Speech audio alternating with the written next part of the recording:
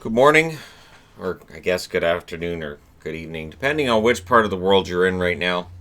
And hopefully you didn't wake up this morning and go, what am I doing here? Because that's not a good feeling. Anyways, we've got 11 games tonight, so wake yourselves up and get ready. Or if you're in Europe, get the coffee ready if you plan on staying up for this. And on a Thursday night, who wouldn't want to stay up really, really late and watch all this hockey early October? This is where, and I used to do this before I had a channel, I'd go, man, this game doesn't mean anything yet. It's early in the season, this game doesn't mean a whole lot yet. But these games are just as important as the ones that happen later in the season. There. Let's start off with a good example. Tampa Bay's in Toronto. So the Lightning and the Maple Leafs are both at a crossroads. The Lightning 1-1-1. They're not happy with their start. The Leafs are 2-1-1. And I don't know how happy the media is about their start, and fans seem to be torn one way or the other. They have dropped their last two decisions, which fans don't agree that they are losses.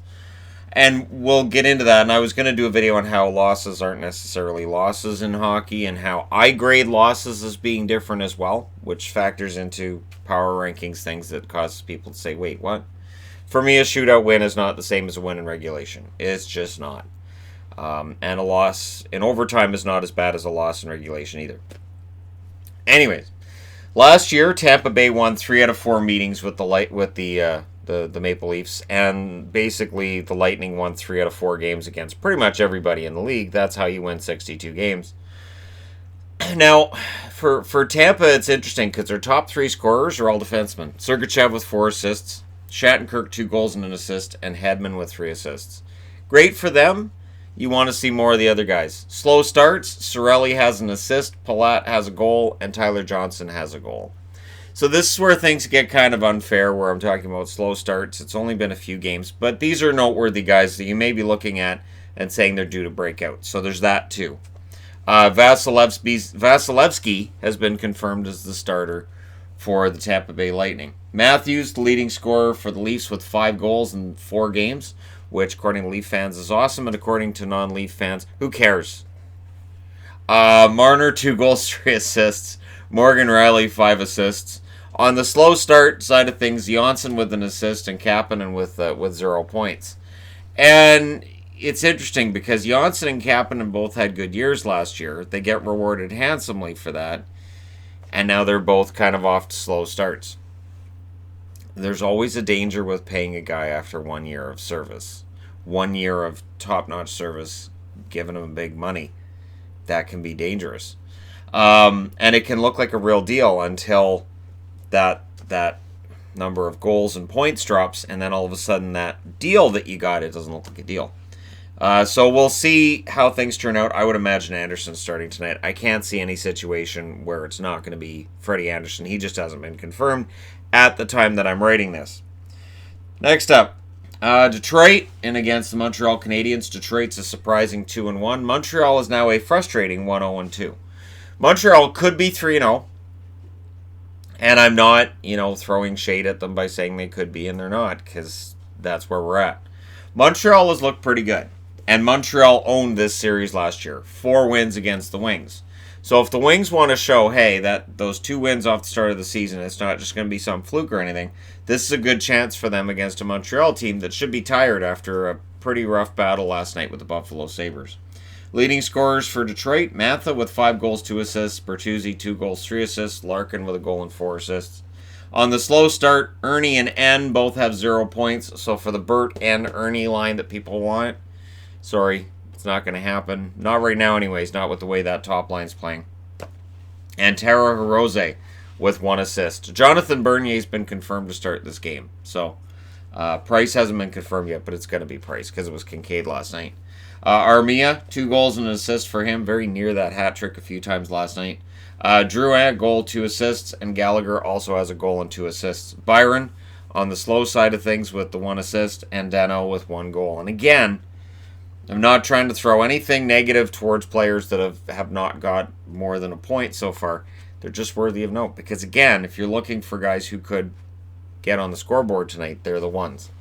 For Montreal, this is a big game already. If they lose in regulation at home against Detroit, suddenly we're talking about them being a team that's won 1 out of 4. If they win tonight, then they haven't lost in regulation in their first 4. So, see, the narrative can change quite a bit. And again, for Detroit, they want to show they're off to a good start and that it's for real, darn it. They can do this. And I'm on the fence. I will say this as somebody who, for the last couple of years, has talked a lot about how I like Detroit's young core. I am encouraged by the start. I don't know how long it goes, but I'm encouraged by the start. Moving along. Edmonton. The Oilers in against New Jersey. One of the 4 games that start at 7 o'clock tonight Eastern, 4 o'clock Pacific. The Oilers 3-0. New Jersey's 0-2-1. New Jersey won both meetings with the Oilers last year. So, this is one of those ones where it's early in the year, and I say, you know what? This is where the New Jersey Devils probably get the win. And I don't say that as a negative to Edmonton. It's because Edmonton's undefeated, and the New Jersey Devils haven't won yet. So I go, yeah, this is probably where that reverses a little bit. But, that being said, the New Jersey Devils need to show they can control Connor McDavid, which is easier said than done. 2 goals, 6 assists for him. Draisaitl has a goal and 6 assists, and James Neal has 6 goals, just standing in front of the net and letting the puck bounce off of him. And I'm not trying to diminish what he's been doing. He is playing very well for them. And funny enough, I have to mention this here. I may mention it in the News of the Day video as well.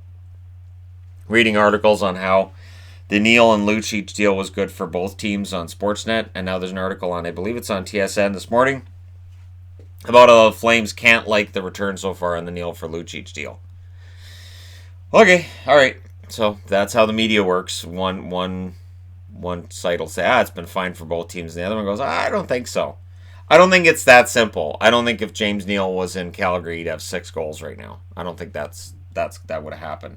Nugent Hopkins, of course, was 0 points. And Marcus Granlund was 0 points. Granlund can get hot at times. And he can be frustrating at others as well. On the New Jersey side, Coleman, 2 goals and an assist. Palmieri with a goal and an assist. Zajac, goal and an assist. On the cold side of things, Jack Hughes, who's been all around the net, just can't buy that first point. He's still waiting. Butcher with 0 points. And PK Subban, there's a lot of pressure on him this year. He's got 1 assist so far in 3 games with the New Jersey Devils. They need a big game from him.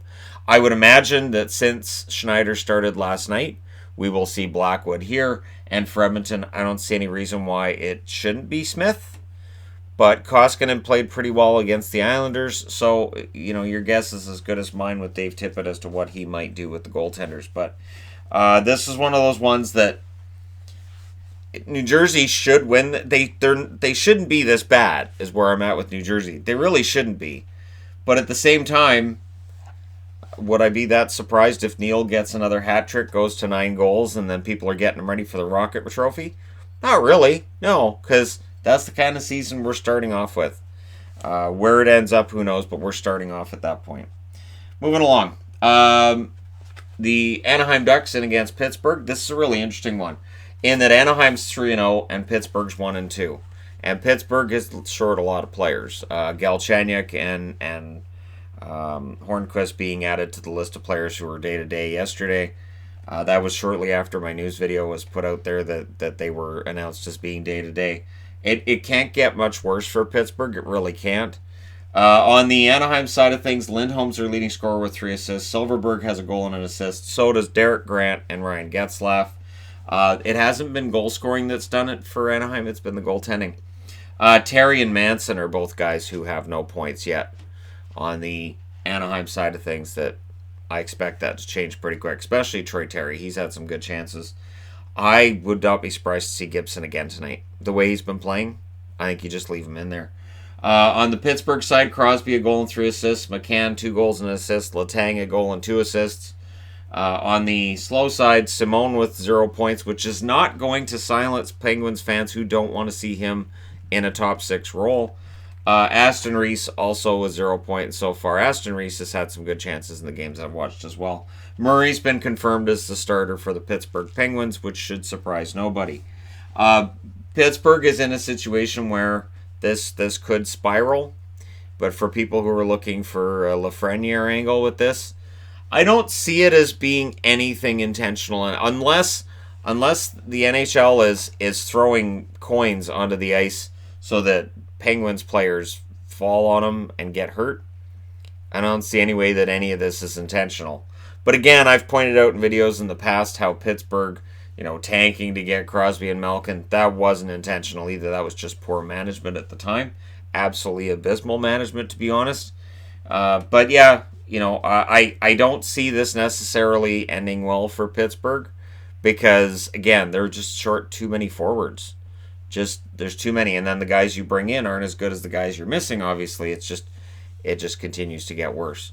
So we'll see what they do tonight and how many forwards they have in the lineup that we're looking at going, really, he's there? They picked him up? When did that happen? Why is Mario on the ice?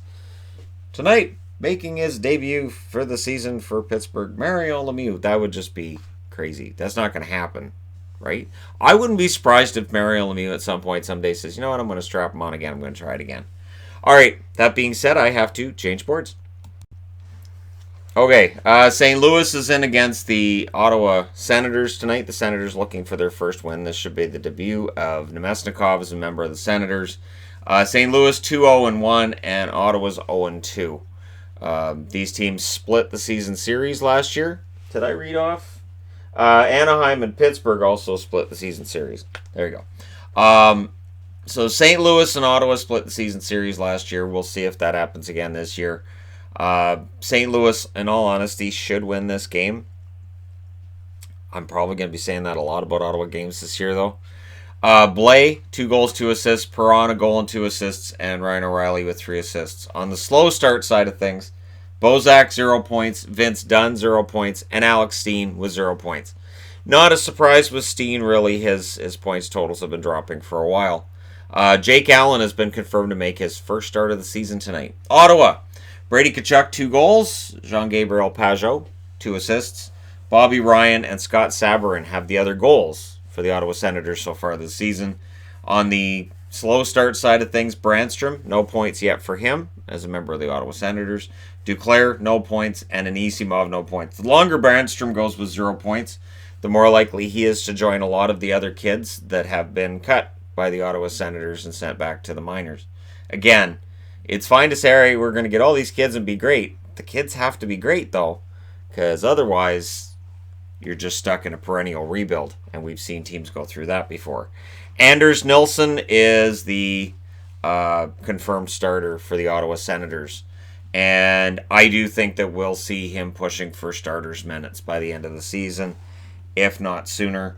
I think he's pretty good as a Senator. He had his struggles with Vancouver and teams previous to that, but his work as an Ottawa Senator has been pretty solid.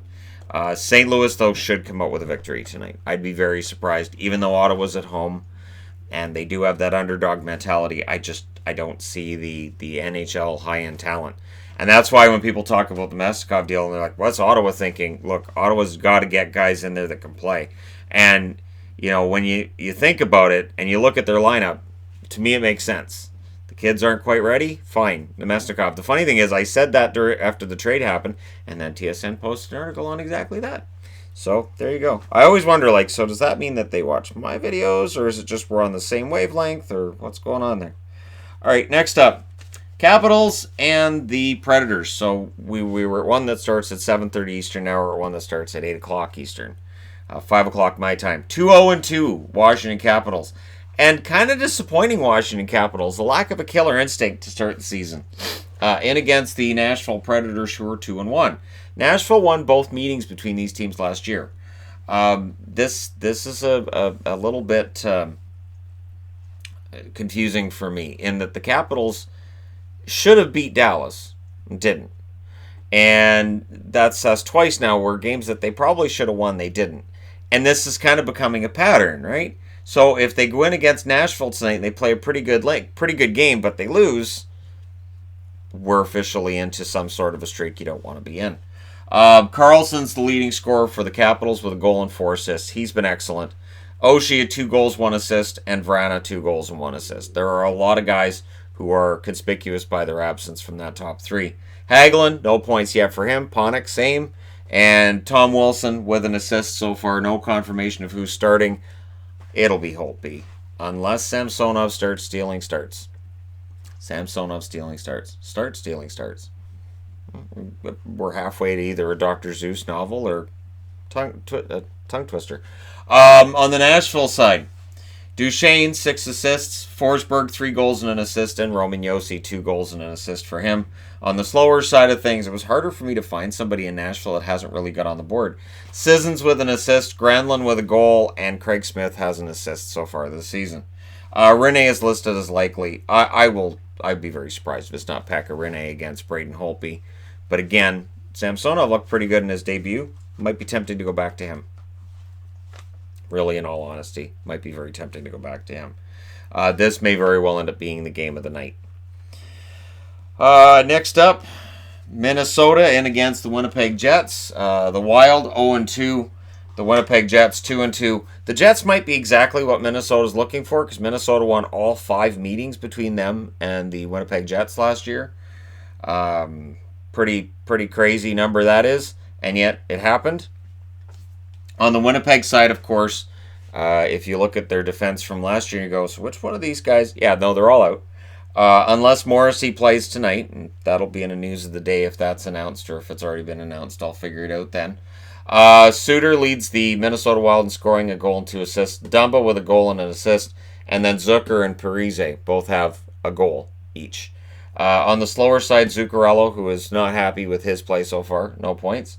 Eric Stahl and Ryan Donato have 0 points as well.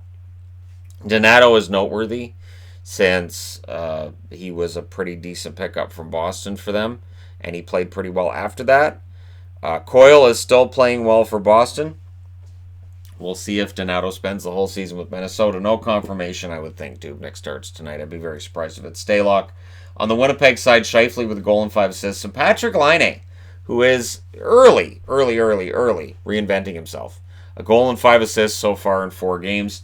And here's the thing. So if Laine makes them respect his pass, which is not something that you really had to worry about his first 3 seasons, it'll be easier for him to get goals. So you don't really play the pass with Laine. Well, now you have to. He should get better looks, and he should get more goals as a result. Make them respect the pass. Ovechkin went through that at points too. So for goal scorers, it happens. Ehlers, a goal and 4 assists for him. Winnipeg's scoring hasn't been a problem. The defense has. On the slower side, scoring-wise, Appleton yet to get a point. Connor has 1 goal, and Roslovic with a goal. Hellebuck's been confirmed as the starter. That means 3 starts for Hellebuck, 2 for Brossoit. Goalie controversy's been squashed already. Done. And really, in all honesty, I would be surprised if Winnipeg doesn't win against Minnesota for the first time in more than a year. But that being said, I was very surprised Minnesota beat them 5 times last year. So you just never know. And Minnesota 0-2, are they going to drop to 0-3 or are they going to fight back? And for Winnipeg, they have been very inconsistent. So if Minnesota can get on them early and make that defense doubt itself, they might have themselves a game. All right, next up, San Jose and Chicago. And remember, there's a third board because there's 11 games. San Jose, of course, is 0-4. Chicago's 0-1. This is their first game since Prague. San Jose won 2 out of 3 games. San Jose has to kind of jump on Chicago early here. It's their home opener. And they're going to have some excitement in the building as a result of that, I'm thinking. Probably an understatement there.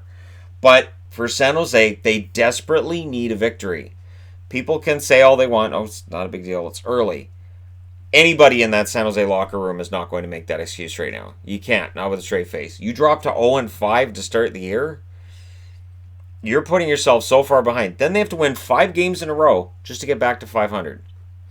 And that in and of itself is really difficult in today's NHL with the amount of parity there is. And just once you're down, teams will beat you down. Couture leads the way in scorers for San Jose with a goal and 2 assists. Burns a goal and 2 assists as well. Evander Kane has 1 goal in the 1 game he's played, so I put him as third on the board. Timo Meier. Tomas Hertl, no points. And Marc-Edouard Vlasic, not only no points, he's a -7 in 4 games.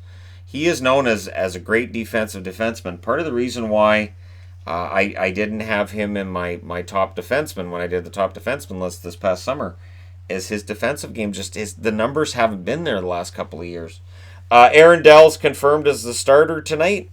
We'll see how that turns out. If Dell has a good game, he's going to start taking starts away from Jones. Those numbers for Jones have been scary. So if Dell can put together a decent game tonight, we can continue that conversation as well. On the Chicago side, they only played the one game. Remember that. Kane, 1 goal, 2 assists. Gustafsson, 2 assists. DeBrincat and Nylander also had a goal in that game. Slater Cuckoo stands out for being a -2 in that game against Philadelphia. And Crawford is listed as likely. He was in the starter's crease this morning at practice. So it is highly, highly likely that he will be the starter in a game that for Chicago and San Jose should be very intense that first 5 minutes because they should both be fighting for control early. For Chicago, if you get a goal or two in that first period and put San Jose down, they're probably going to struggle from then on. Because again, San Jose hasn't... It's not just that they're losing, it's how they're losing. That's the thing with San Jose for me as well. They've just been absolutely destroyed 4 times. And, honestly, if Chicago can get up on them early, this could get worse. But there you go. I have to change boards for a second time. Now, before the season started, Calgary, contender? Yep. Dallas, many people argued they were a contender. I was a little more on the fence about that. And it was seen as Shannon just being negative on Dallas. Just Shannon's always... I'm conditioned is what it is. Dallas has got off to a 1-3 start. Now, Calgary at 1-1-1. There's more concern right now, I would think, than there was before the start of the year. Just things in general with Calgary. Not with their top scorers. Their top scorers are playing pretty well. Dallas won all 3 meetings between these teams last year. So for Dallas, this was a matchup that worked really well. For Calgary, less so. On Calgary's leading scorers, yeah, it's the names you'd expect. Johnny Gaudreau, 2 goals, 4 assists. Matt Tkachuk, 2 goals, 2 assists. And Sean Monahan, 2 goals and an assist. Slower side of things, Backlund, no points yet. Jankowski, no points yet. And Andrew Mangiapane with no points yet. No confirmed goaltender. I would think Riddick. I'd be very surprised if it's not Riddick tonight. On the 1-3 side of things for Dallas, Rope hints. The one guy in Dallas who didn't get the memo they're not supposed to be scoring this year. He has 4 goals to his name.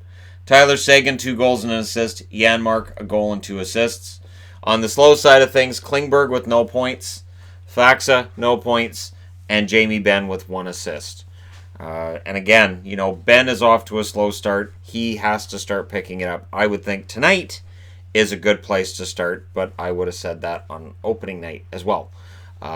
Jamie Benn coming off of what was a very subpar season for him offensively. And I don't know how much longer Dallas can languish like this before we start hearing some stuff from people like Jim Lights again. About how they're paying big money to these guys and they're not getting their money's worth. And right now, and much like last season, I wouldn't necessarily disagree with him on that. Just wouldn't. At the time he called them out last year, I didn't think that it was a big deal either. Everybody made a big deal of it, and oh, that's terrible, and they're the cornerstones of the franchise. But when they're not playing up to their contracts, yeah, I don't have a problem with somebody coming out and saying something. Ben Bishop's confirmed as the starter tonight for Dallas. He's been excellent early in the season, and I expect him to get a lot of work. The team seems to play better with him in net than they do with Hudobin, at least over last season, and what we've seen in this small sample size so far this year, that's been the case. But yeah, Dallas really needs this. The thing is, so does Calgary. Calgary can't be falling way off because it looks like Edmonton is for real, and it looks like the Anaheim Ducks could be for real as well. So Calgary's spot in the playoffs might be more perilous than we might have thought. And again, it's really, really early. I'm not going to get into all this crazy talk, but if Calgary loses tonight in Dallas, there will certainly be those in the media who will jump on that, seize on that. In Canada, I don't know. On the American side of things, I don't think it's quite as reactionary. In hockey, I know it is in other sports, especially football. But in Canada, the reactionary media when it comes to hockey is interesting. I try to stay away from that because it's a long season. It really is. Next up, Boston and Colorado. Starting at 9 o'clock Eastern, 6 o'clock Pacific. These games aren't spread out very well. I would love to talk to the NHL's schedule maker about that. Don't put so many games on at once. I've been asked about, like, how do you watch all the games? I flip channels. I flip channels quite a bit and take notes on wherever I am at that moment. And yeah, because if I had multiple screens open, at that point, my eyeballs would be looking back, and then my brain just shuts down. It would just be, you know what? No, forget it. So it gets kind of tricky. And by the time this Boston game starts, there's going to be 10 games on at the same time. Yeah, so this one likely won't get a lot of my attention right out of the gate. The Avalanche are 2-0. The Bruins are 3-0. This is a matchup where somebody's going to lose their first game of the year, whether it's in regulation or in overtime. They split their meetings last year. This is a matchup of two great lines. Stop calling it the perfection line. Nesson was calling it that the other night. Bad Nesson. Marchand, 3 goals and an assist. Pasternak, a goal and 2 assists. And Torrey Krug with a goal and an assist. No, it wasn't Jack Edwards that was calling it the perfection line. It wasn't. DeBrusk is on the slow side with no points. Coyle, 1 assist. And Kuhlman with no points. And Kuhlman's going to get off that list pretty quick, I think. He's played pretty well. He just hasn't had anything going in the net yet. On the Colorado side, Rantanen, 3 goals and an assist. McKinnon, 3 assists. And Donskoy with 2 goals. Kadri and Jost are the ones that stand out to me as guys without points yet. I would imagine it'll be Rask if he feels okay, although they could go with Halak, doesn't matter. With their goaltenders, they have 1A and 1B. On the Colorado side, I would expect Grubauer. I would be very surprised if Francouz starts his first game of the year at home against Boston. Against Boston, they're going to want their best guy in net, and that's Grubauer. So that's what I expect, and I expect Kadri to have an interesting game. Remember, Nazem Kadri has a bit of a history against Boston, and so I'm not sure if Boston might try to get him off his game, or if he might see the Bruins jerseys and see red and maybe take a couple of runs at some guys. Maybe he goes at DeBrusk. Could be a very interesting game. So keep an eye on that and see if Kadri has any kind of moments like that against Boston, or if now that he's in Colorado, it's just another opponent. I don't think so. I don't think Kadri will let that go that easy. He may very well view the Bruins as the reason that he's been traded out of Toronto. He didn't want to leave Toronto. So it might be a hotly contested game, and maybe we'll see a fight with Kadri. And last but not least, the thing de resistance, Vegas. At 10 o'clock Eastern, 7 o'clock Pacific, they are at home. They're in Arizona. It may feel a bit like a home game because I would imagine there are a lot of Vegas fans that took the trip down to Arizona, got tickets. Vegas is 2-1. Arizona's 0-2. I will say this: the Arizona Coyotes did win 2 out of 4 meetings between themselves and Vegas. One of those was in either overtime or a shootout. There is a sky is falling or we're going to win the cup feel with some Vegas fans at some points. And I'm saying some because I know it's not all. So don't worry, it's not all. But it's interesting, and I think that's because of being new fans to the game. I will say this: Vegas lost to a team in Boston that's playing some of the best hockey in the league right now. And so I don't think there's any shame in that. And I would be very surprised if they don't have firepower to knock out Arizona tonight. But I'd expect Darcy Kemper. I'd also expect Marc-Andre Fleury. And for Arizona, they should be desperate for this win. They are going to be going out there and showing their fans, hey, we can score this year. Leading scorers for Vegas: Stone, 2 goals, 4 assists. Smith, 3 goals and an assist. And William Karlsson with 4 assists. Slow start: Stastny with no points. And Brandon Peary with 1 assist. On the Arizona side, of course, Stepan got a goal from Kessel and Keller. That's their scoring through 2 games. And it doesn't matter if they're robbed by other goalies or not. This is Arizona having that Arizona start. So tonight they need to get off the snide. They need points from Schmaltz, Garland, and Hinostroza are the 3 that I picked to put on the board with zeros, because those are 3 guys that if they could get things going, Arizona may very well have a chance tonight. But it's going to be tough. I do expect Vegas to come out pretty darn quick in this one, and I do expect a Vegas victory for them to go to 3-1. But for Arizona, do they have the manpower to stop them? That's what we'll find out tonight. We're still very, very early in the year. and this is a divisional matchup. So for Arizona, if they can get the win over a division rival, if they can drop Vegas to 2-2, they can go to 1-2. The whole conversation changes. If they go to 0-3, Vegas is 3-1. See the difference? Let me know what you guys think in the comment section below, your winners and whatnot, and all that other wonderful stuff. Don't forget to hit like and subscribe if you're browsing your way through. You just happened upon this video. Thank you guys so much for watching, for all your support.